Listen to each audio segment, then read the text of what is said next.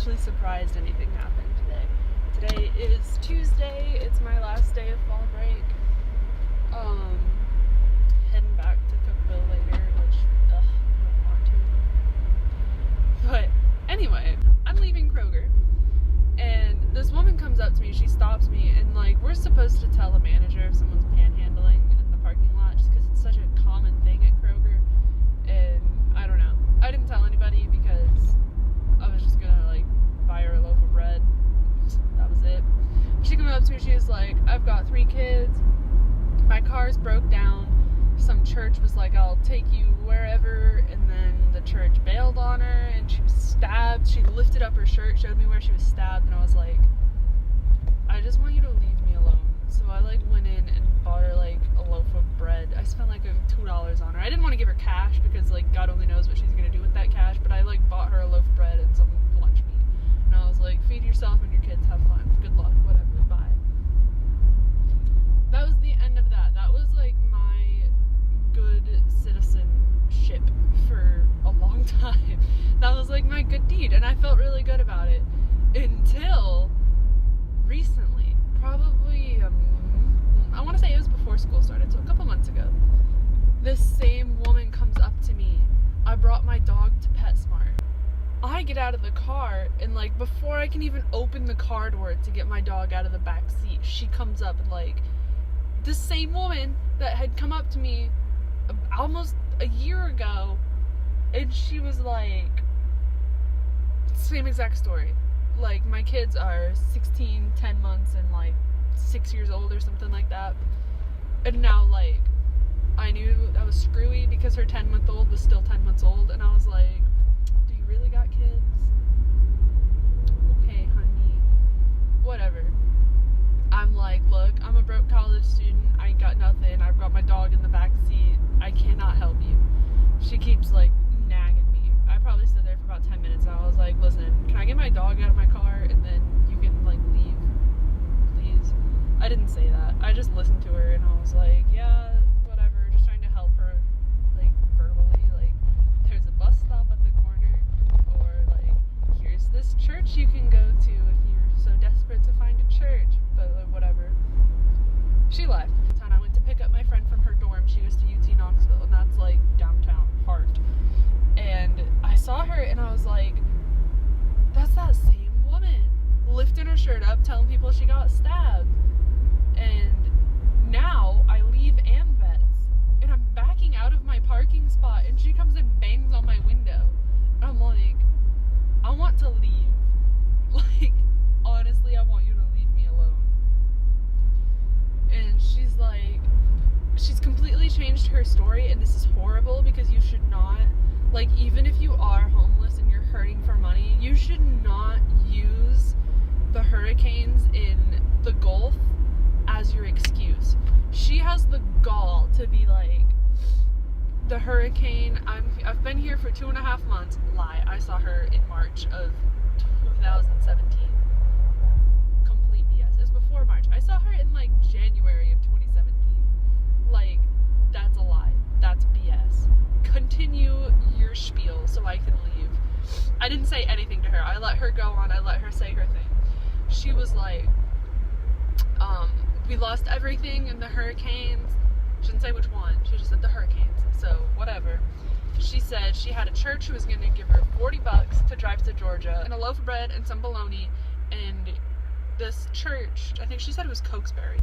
She's talking to me, and she's like, I've got a 16-year-old, a 10-year-old, and a 10-month-old. And I was like, oh, still 10 months old. Still 10 months old. They're sleeping in their car, yada, yada, yada. And this church bailed on her and given her nothing. And I was like, okay. So I say, hey, there's a church right across the street. She's like, well, I don't have any transportation. She said she had her car that she was sleeping in. I was like, it's walking distance. And she said she shouldn't be walking because she's having seizures, and she shouldn't be driving. And I'm like, but you can walk around this parking lot and harass people. She told me she walked all the way from downtown in the same breath, because her car is apparently on Western Avenue, which is back downtown. And I'm like, so you're telling me You walked here all the way from downtown, and you can't walk literally across Kingston Pike to get to this church. Like, something's fishy. She's no longer been stabbed by her husband and thrown out of the house. Her children were being too loud, and so she got kicked out of wherever she was staying. And she's like, I can't go to that church because I can't transport there. And then she goes on about something else. So her aunt who died of cancer, all her memories of her aunt who died of cancer were in her house that was destroyed by the hurricane.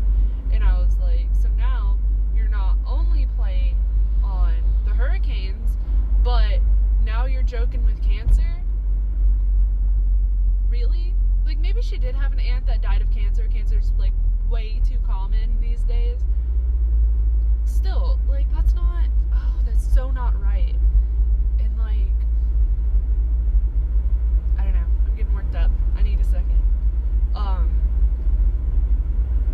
She's on, and I'm like, listen, the only thing I can think of to help you is that Cedar Springs is right across the street. Like, that's it. And she said, she then said she called them and went there, and they said, we can't help you because we don't have the funds. And I'm like, that's all I can think of. And then she starts asking me for the $40 this church was gonna give her, which I don't believe. I don't believe this church was gonna give her anything.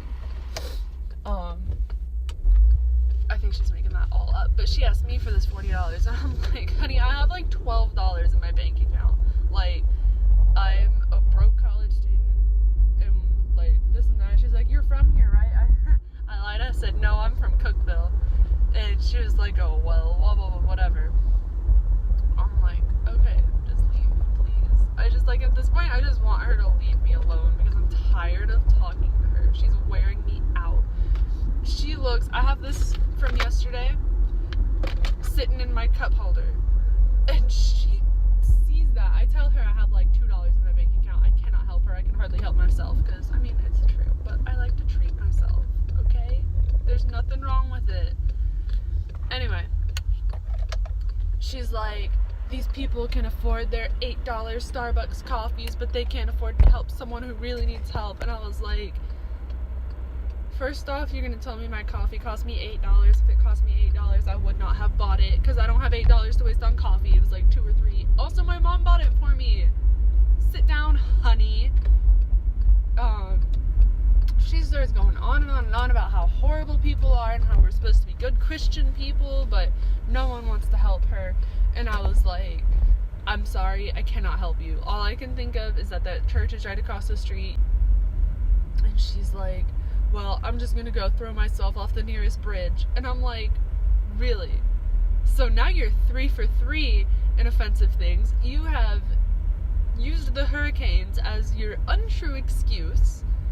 You have said your aunt has cancer, and you've tried to use that as like a pity party point for you. And now you've said you're gonna go kill yourself. I was like, are you serious? Like, did you really just say that? You really just told me that because I wasn't gonna give you $40, you were gonna go kill yourself. Really? Really? Like,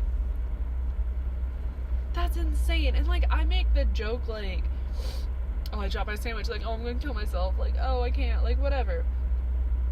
But I never used that to make people feel guilty like that. Like, that was just not right. Like, that got me shook. That's why I turned this on and was like, I need to get this off my chest. Because that, whatever, apparently a bunch of people have threatened to call the cops on her, so she used that too. She was like, all these people called the cops on me. Like, you want to call the cops on me, but you don't want to help me? And I was like, yeah, because you're being literally obnoxious. I don't know. That just had me shook. And, yeah, I just wanted to talk about it. Because that worked me up. I couldn't believe her. I saw her walking towards me, and I was like, I'm getting out of here. I put my car in reverse. She was like standing next to my car, and I was like, she better keep walking because I'm backing out. And she knocks on my window, and I was like,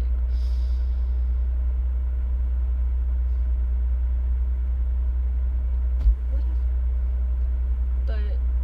speak of the devil, now I'm at Starbucks. Which, like, she was just like, Starbucks. Oh, you can afford Starbucks, but you can't afford to help people. It's like, yeah, I can afford a couple dollars on a coffee, but I can't afford to give you $40. Whatever. I have to order. So, I'll talk to you guys later, I guess. I don't know. We'll see. But that's all. See ya.